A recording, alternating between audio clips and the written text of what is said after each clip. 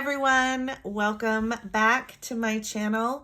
Today I wanted to talk to you about what makes up a mortgage payment. So what is included in that payment that you pay every single month. You will often hear the mortgage payment referred to as PITI or PITIA. And what that stands for is principal, interest, taxes, insurance, and association. So your principal and interest, the first PI, that is actually the money that's going towards paying off the loan.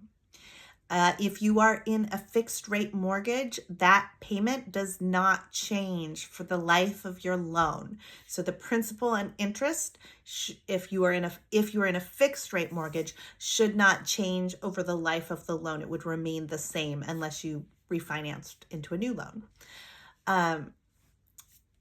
The next part of the payment, the TIA, that is your escrow payment. And that portion can change as property taxes increase, as insurance premiums increase, and of course, if there's any sort of association dues increase, then that piece of the portion or of the payment will change. Now, one little side note on the association. So the association, generally any sort of homeowners association dues, so condos, or if you are part of a housing development that has an HOA and are required to pay any sort of monthly or annual dues, that is considered a part of your mortgage payment, but it isn't included in the monthly payment you pay to your lender or servicer. It is actually a part, normally you would pay that separately to the homeowners association.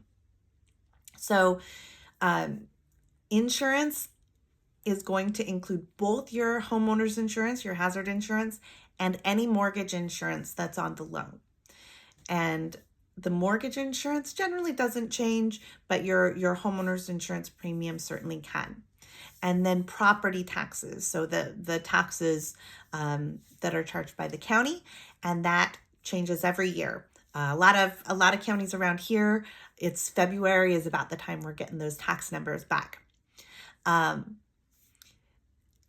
is considered your escrow payment. So the escrow payment is the funds that we are collecting each month that are going into an escrow account.